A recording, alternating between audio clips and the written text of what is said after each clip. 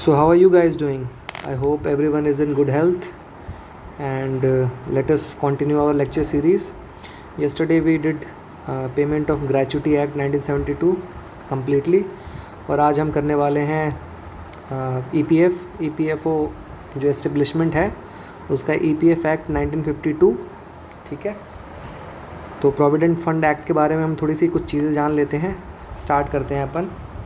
सबसे पहले हमें जानना है कि इसमें प्रोविडेंट फंड एक्ट में आता क्या क्या है. ऐसा तो होगा नहीं ना कि EPF का आपने जो भी कंट्रीब्यूशन होता है वो आगे हम पढ़ेंगे तो वो कर दिया, तो किन किन चीज़ों में उसका कंट्रीब्यूशन जाता है. तो इसके 3 सेगमेंट्स होते हैं EPF के. पहला तो let me change the pen colour. पहला तो EPF खुद होता है ना. 1952 प्रोविडेंट फंड वाला जो अकाउंट होगा वो खुद ही होगा. उसके बाद एक डिपॉजिट लिंक इंश्योरेंस, एक इसके साथ डिपॉजिट लिंक्ड इंश्योरेंस स्कीम भी चलती है, 1976 में लॉन्च हुई थी. और उसके साथ साथ एक एम्प्लॉई पेंशन स्कीम भी चलती है 1995. तो ये जो तीनों कंपोनेंट हैं, ये EPF वाला, ये डिपॉजिट लिंक्ड इंश्योरेंस स्कीम वाला 76 और ये पेंशन स्कीम वाला 95, ये तीनों मिला करके हमें इस एक्ट में मतलब इनको इकट्ठा कलेक्टिवली देखना है हमें, right. EPF, deposit linked insurance scheme और एम्प्लॉयज़ पेंशन स्कीम को. चलो अब आगे बढ़ते हैं. तो ये एक्ट जो है ये लगता कहाँ पे है. कोई भी इंस्टीट्यूशन या कोई भी इस्टेब्लिशमेंट जहाँ पे 20 या उससे ज़्यादा वर्कर हों, यहाँ लिखा है मैंने, आप ये देखो, वहाँ ये एक्ट लग जाएगा. ठीक है, जो कि शेड्यूल 1 में जो इंडस्ट्रीज़ दी गई हैं उनमें से कोई एक हो. तो शेड्यूल 1 में कौन कौन सी इंडस्ट्री दी गई है, यहाँ देखो मैंने शेड्यूल 1 मेंशन किया हुआ है. इंडस्ट्रीज़ मैंने शॉर्टकट लिखा हुआ है GEMC. तो अब GEMC होता क्या, आप जानना चाहोगे. तो GEMC होता है जनरल इलेक्ट्रिकल मैकेनिकल के जो कंपोनेंट्स होते हैं वो. सीमेंट भी आता है इसमें और सिगरेट भी आता है इसमें. तो बेसिकली इलेक्ट्रिकल इंजीनियरिंग का और मैकेनिकल इंजीनियरिंग का कंपोनेंट हो गया, और उसके साथ साथ सिगरेट हो गया, और उसके साथ साथ सीमेंट हो गया. ठीक है, तो अब आगे बढ़ते हैं. ये जो कंट्रीब्यूशन होता है ये ऑब्लिगेटरी होता है. ठीक है, ऑब्लिगेटरी मतलब ये कोई वॉलंटरी नहीं होता कि आपको चॉइस दी गई है कि आप कर भी सकते हो कंट्रीब्यूशन या नहीं भी. ये एक ऑब्लिगेटरी कंट्रीब्यूशन होता है, मतलब आपको सैलरी का अपना सर्टेन % कंट्रीब्यूट करना ही करना पड़ेगा बेनिफिट के लिए. ठीक है, इसमें कोई ये नहीं होता कि आप वॉलंटरी कर भी सकते हो, नहीं भी कर सकते हो. ऑलराइट, आगे बढ़ते हैं. ये एक स्टैट्यूटरी बॉडी है. स्टैट्यूटरी, इसका मतलब इसको एक लॉ से इन्फोर्स किया गया है. जैसे इसको इन्फोर्स करने के लिए हमने प्रोविडेंट फंड एक्ट 1952 का यूज़ किया था. ठीक है, तो that is why it is a statutory body, it's not a constitutional body, right. आगे बढ़ते हैं अपने अगले पॉइंट पे. यहाँ पे जो कंट्रीब्यूशन होता है ना वो 12% होता है. 12% किसका, बेसिक, DA और रिटेनिंग अलाउंस, है ना. ये तीनों कंपोनेंट होते हैं. आपने पेमेंट ऑफ ग्रेचुइटी में पढ़ा होगा कि बस बेसिक और DA को हम जोड़ के 26 से डिवाइड कर देते थे. तो ये वाला कंपोनेंट था नहीं वहाँ रिटेनिंग अलाउंस का. यहाँ पे एक एडिशनल कंपोनेंट है रिटेनिंग अलाउंस का. रिटेनिंग अलाउंस होता क्या है, तो बेसिकली रिटेनिंग अलाउंस वो अलाउंस है कि जब कंपनी चल नहीं रही होती है और एम्प्लॉय घर पे बैठे होते हैं, तो कंपनी को तो चाहिए होगा कि जब कंपनी हमारी एंसू कर, जब हम कंपनी हमारी वापस से रीस्टार्ट हो जाए, जब चलने लग जाए, तो वही एम्प्लॉयज़ जो क्वालिटी एम्प्लॉयज़ हैं जो भी हैं उनको वापस चाहिए होंगे कंपनी में. उसके लिए जब तक वो काम नहीं कर रहे होते हैं, जब तक कंपनी बंद होती है, तो कंपनी अपने एम्प्लॉयज़ को एक अलाउंस देती है, उसको कहते हैं हम रिटेनिंग अलाउंस.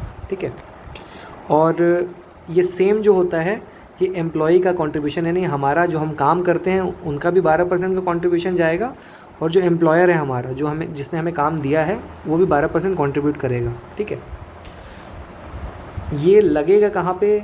अब ऐसा तो नहीं प्रोविडेंट फंड एक्ट का लाभ हर किसी को मिलेगा. तो जिसकी सैलरी 15,000 या उससे कम होगी उसी का PF अकाउंट बनता है और उसी को ये बेनिफिट्स मिलते हैं. ठीक है, एक थोड़ा सा एक्सेप्शन भी आता है इसमें कि अगर 15,000 से ज़्यादा भी सैलरी है आपकी, अगर मान लीजिए, तो आपको फिर भी अलाउ किया जा सकता है. और वो अथॉरिटी किसके पास होती है, आपको अलाउ करे या ना करे, APFC के पास, जिसका आप एग्ज़ाम देने वाले हो, असिस्टेंट प्रोविडेंट फंड कमिश्नर. ठीक है, तो अगर असिस्टेंट प्रोविडेंट फंड कमिश्नर ने अलाउ किया कि चलो भाई इसकी 15,000 से ज़्यादा सैलरी है फिर भी अलाउ कर देते हैं इसको, तो उसका डिस्क्रिशन होता है, उसकी डिस्क्रिशनरी पावर है, ठीक है। आगे बढ़ते हैं।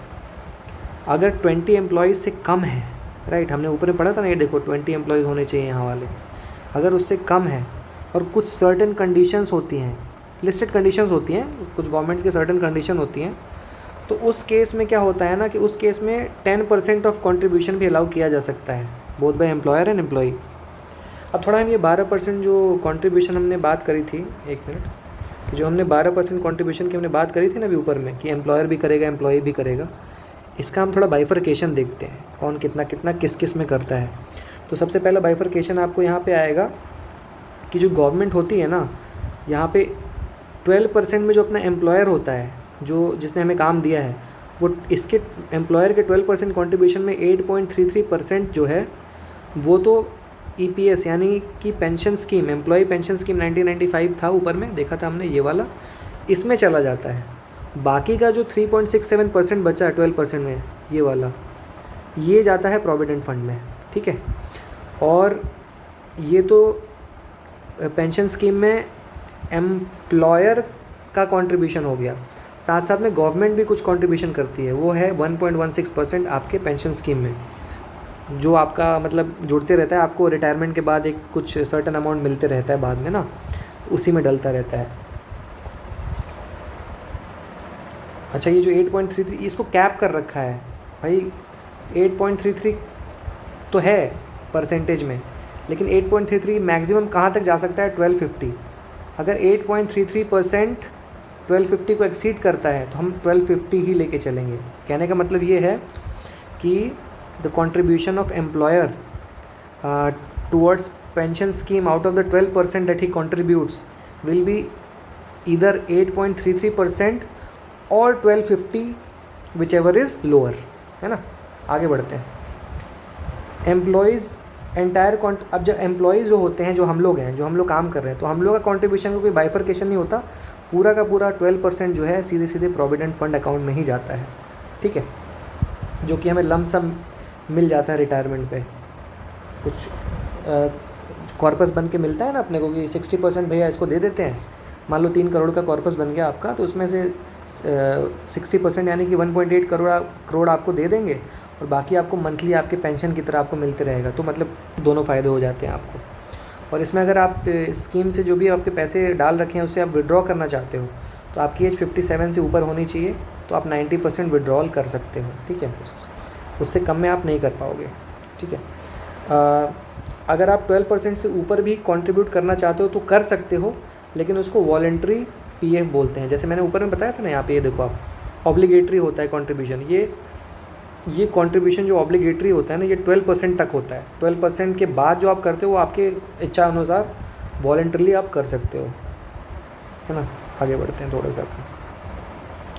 थोड़ा सा ये ना थोड़ा सा बड़ा एक्ट है, और अब कवरेज सारा ही करना तो मैंने अच्छे से ही करा है। पार्शियल विड्रॉल की फैसिलिटी होती है यहाँ पे, ये देखो पार्शियल विड्रॉल की फैसिलिटी होती है मैरिज के केस में, एजुकेशन पढ़ाई करवानी है, अगर बच्चे को, आपको शादी है उसके लिए, एजुकेशन है उसके लिए, आपकी मेडिकल अर्जेंसी आ गई कोई उसके लिए, मेडिकल ट्रीटमेंट वगैरह के लिए, तो इन सब चीज़ों में आपको ये पार्शियल विड्रॉल करने देते हैं EPF वाले। कंडीशन जैसे मैंने बताई थी ना, 57 के बाद इतना कर सकते हो, तो ये इन कुछ केसेस में वो एज वाली क्राइटेरिया ना भी मीट हो तो आप कर सकते हो विड्रॉ।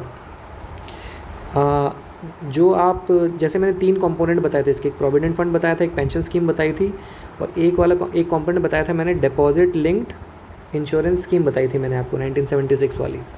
तो इस केस में क्या होता है ना, डिपॉजिट लिंक्ड इंश्योरेंस स्कीम में आप ऑटोमेटिकली रजिस्टर्ड होते हो जैसे ही आप EPF में कंट्रीब्यूशन करते हो। तो अब इसका क्या होता है, ये कंट्रीब्यूशन कौन कितना करता है, इसमें एम्प्लॉई जो है ना, एम्प्लॉयर जो है, आपका जो एम्प्लॉयर है जिसने आपको काम दिया है, वो 0.5% करता है कंट्रीब्यूशन, ठीक है। आगे बढ़ते हैं अपन।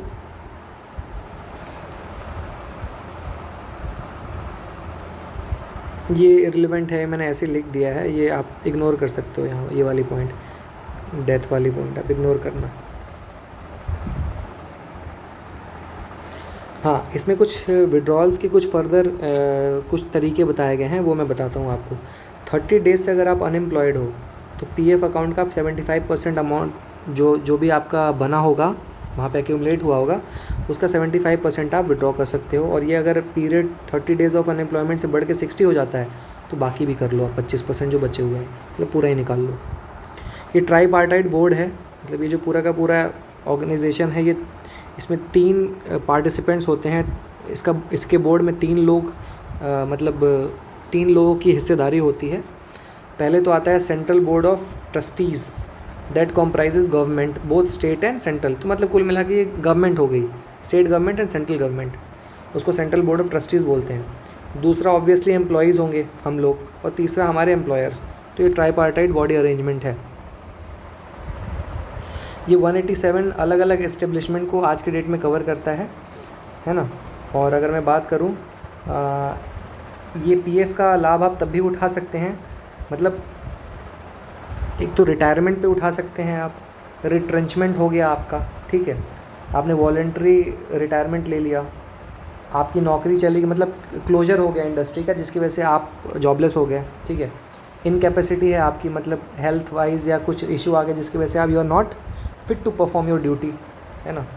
तो इस केस में भी आप सारे के सारे लाभ ले सकते हैं, ठीक है, रिटायरमेंट में भी ले सकते हैं और रिट्रेंचमेंट, मतलब नौकरी चली गई आपको, कहते हैं ना एक तरह से, थोड़ा सा मैं लेमन टर्म में अगर बोलूँ तो रिट्रेंचमेंट को आप ऐसे समझ सकते हो कि ले ऑफ कर दिया गया, हालांकि थोड़ा डिफरेंट है, मैं सब बताऊंगा इसका आगे लेक्चर्स में आएगा, ले ऑफ क्या होता है, रिट्रेंचमेंट क्या होता है, डिसमिसल क्या होता है, डिस्चार्ज क्या होता है। अभी के लिए आप ये समझ लो कि नौकरी से आपको हटा दिया गया किसी कारणवश। और उसके बाद एक मेडिकल केस आता है जिसमें आप एम्प्लॉय का जो शेयर होता है वो, या 6 टाइम ऑफ वेज जो भी कम है वो आप निकाल सकते हो अगर मेडिकल इमरजेंसी आई है तो। ध्यान रहे इसके लिए आप 7 साल तक सर्विस ऑलरेडी आपने उस ऑर्गेनाइजेशन में आपने सर्विस करी होनी चाहिए, उस ऑर्गेनाइजेशन में या कंबाइंड जो भी हो, है ना। 7 year service is required. Similarly marriage के लिए 50% आप विड्रॉ कर सकते हो, उसके लिए भी minimum 7 years of service is required. तो ये ईपीएफ एक्ट पूरा का पूरा एकदम डिटेल्ड कवरेज हो गया है, कुछ भी नहीं पढ़ना है इसके बाद, आप बस इसी लेक्चर को अगर चाहो तो रिवाइज़ करते रहना बार बार। See you in the next lecture. Thank you.